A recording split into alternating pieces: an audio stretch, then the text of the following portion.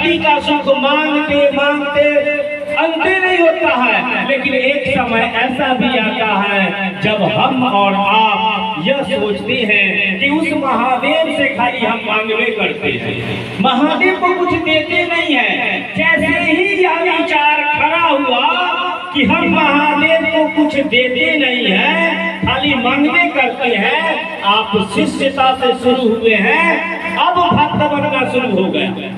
अब भक्ति आपकी शुरू हो गई, क्योंकि सीधा सा बात है, शिष्य गुरु के पास जाएगा, शिष्य जो भी होगा विद्यार्थी तो मास्टर के पास जाएगा स्कूल में ना, तो शिष्य मिलेगा गुरु से, और भगवान से कौन मिलेगा? भगवान से भक्त मिलेगा। तो गुरु अपने शिष्य को भक्त बना करके भगवान से मिलाते हैं। तो ये हो गया गुरु और भगवान में अंतर, और भक्त और शिष्य में अंतर। दूसरा जिज्ञासा है कि शिव को ही गुरु क्यों बना दे? भाई मेरे सीधा सा बात है, जिसको गुरु का काम होता है कि अपने शिष्य को वह परमात्मा से मिलाता है। गुरु का एक वो काम है, दूसरा कोई काम नहीं है। गुरु अपने शिष्य को परमात्मा से मिलाने का काम करता है। आपने कमलेश शर्मा को गुरु मान लिया, और कमलेश शर्मा को खुदे पता नहीं है कि भगवान का, तो हम तो डूबेंगे, तुम्हें भी ले डूबेंगे सनम। तो हम लोग को चाहिए कि जिसने इस संसार को बनाया उससे बड़का कारीगर कोई हो सकता है? उनसे बड़ा कोई गुरु हो सकता है? कोई नहीं। उनको सब कुछ पता है कि परमात्मा क्या है, परमात्मा का स्वरूप क्या है, गुरु को पता है। उसी परमात्मा का दक्षिणा मूर्ति पंचानन स्वरूप जगत गुरु शिव। हमारे वेदों में लिखा हुआ है कि वट वृक्ष के नीचे दक्षिण दिशा की ओर मुख करके एक युवा गुरु बैठा है।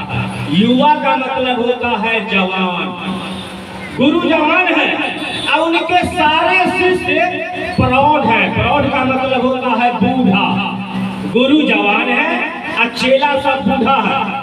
गुरु कुछ बोलते नहीं है, गुरु कुछ भी नहीं बोल रहे हैं, और पल प्रतिपल शिष्यों के मन का संशय दूर होता जा रहा है। हमारे साहब श्री हरिहरानंद जी बहुते गुरु किए, भूत प्रेत तक को गुरु कर लिए। जानते हैं तंग आ गए, इतना तंग आ गए कि आरा के गांगी श्मशान में रात्रि के 2 बजे एक याद है। बात बड़ी पुरानी है। गुरुर् ब्रह्मा गुरुर्विष्णु गुरुर्देवो महेश्वर गुरुर् साक्षात् परब्रह्म तस्मै श्री गुरुवे नमः। अब देखिए पढ़ते थे सब दिन, लेकिन एकाएक 2 बजे रात में जो याद आया कि गुरु साक्षात पर ब्रह्म है, तो ब्रह्म मेरे गुरु क्यों नहीं? ब्रह्म का मतलब भगवान, भगवान मतलब शिव। उन्होंने मन ही मन शिव को गुरु मान लिया और वही संदेश जनमानस में दिया। करोड़ों करोड़ लोगों ने महादेव को गुरु मानकर परिणाम लेना शुरू कर दिया, और परिणाम का ही गुरु है। हम आपको गुरु क्यों माने? आपने हमने क्या अंतर है? आप ऑक्सीजन लेते हैं तो हम भी ऑक्सीजन लेते हैं। आप कार्बन डाइऑक्साइड छोड़ते हैं, हम भी कार्बन डाइऑक्साइड छोड़ते हैं। हम में और आप में कोई अंतर ही नहीं दिख रहा है।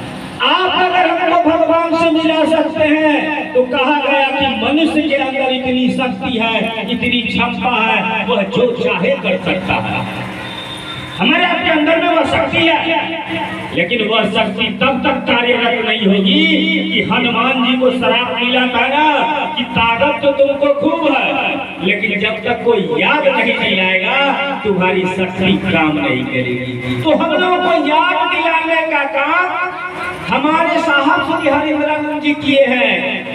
कलयुग बैठा मार कुंडली, जाऊं तो मैं कहां जाऊं, हर घर घर में रावण बैठा, इतने राम कहां से लाऊं। देखिए वो रावण का जो भाई था विभीषण, विभीषण ने क्या किया था? अपने भाई के साथ बेईमानी किया था। राजा था उसका भाई और विभीषण उसका साथ नहीं दिया। आज का मामला होता ना तो विभीषण जी पर देशद्रोह का मुकदमा हो जाता, क्योंकि अपने राजा का विभीषण जी ने साथ नहीं दिया। अब देखिए राजा क्या सजा दे रहा है अपने भाई को। देशद्रोह का काम किए विभीषण जी तो उसको धक्का मार के राज्य से बाहर कर दिए।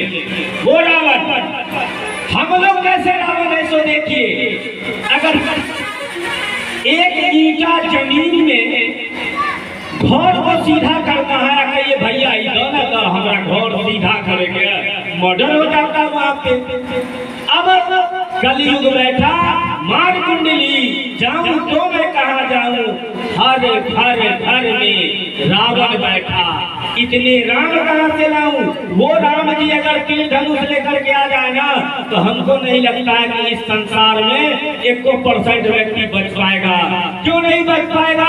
कि उस रावण से बड़का रावण है हमारा आपका मन। इस मन रूपी रावण को खत्म करने के लिए ज्ञान रूपी राम की आवश्यकता है, और वह ज्ञान रूपी राम साहब के माध्यम से इस जनमानस में आ गया है, जिसका परिणाम जीता जागता कि लोगों को आपस में प्रेम हो रहा है, लोग एक दूसरे का कल्याण कर रहे हैं। अरे शिव का माने क्या होता है? शिव का माने होता है कल्याण करने वाला। शिव का माने नहीं जो हमारे भैया लोग कहते हैं कि पहलवान का चेला पहलवान बनेगा, दर्जी का चेला दर्जी बनेगा, तो शिव का चेला क्या बनेगा? शिव बनेगा। शिव का मतलब ही नहीं कि आप भोला बाबा बन गए सब आपको जल डालेगा, जो नहीं है। शिव का मतलब होता है कल्याण करने वाला। हम और आप एक दूसरे का कल्याण करते रहेंगे ना तो आने वाले समय में यह धरती शिवमय हो जाएगा। शिव क्या है? लिखने